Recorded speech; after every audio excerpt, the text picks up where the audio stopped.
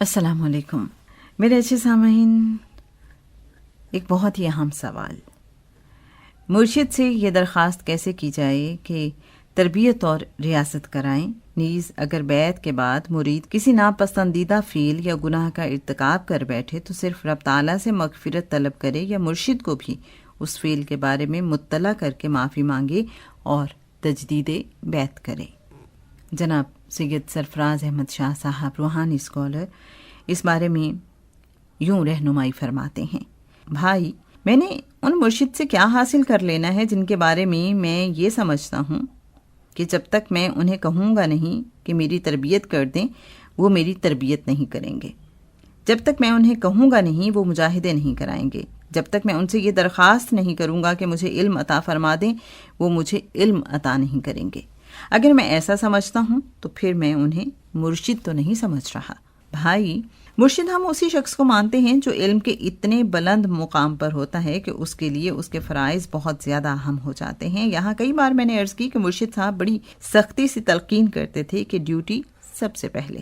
جن کی تلقین یہ ہو، کیا وہ اپنی ڈیوٹی خود نہیں نبھائیں گے؟ مرشد جب آپ کو بطور شاگرد قبول کرتے ہیں تو یہ ان کی ڈیوٹی بن جاتی ہے کہ وہ آپ کی تربیت کریں۔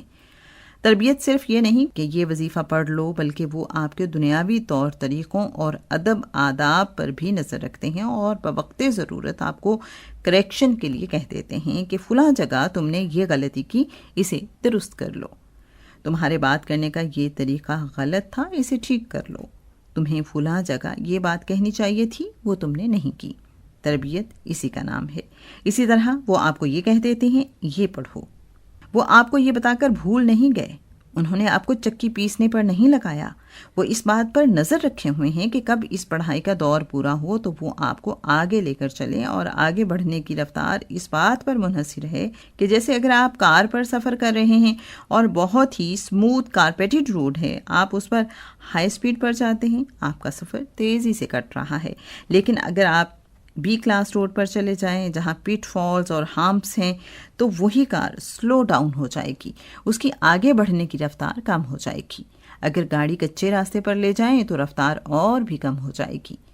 اگر کراس کنٹری ہے تو آپ کی گاڑی بالکل سلو ڈاؤن ہو جائے گی اور بعض اوقات باگ ڈاؤن بھی ہو سکتی ہے، یعنی دلدل میں بھی دھنس سکتی ہے۔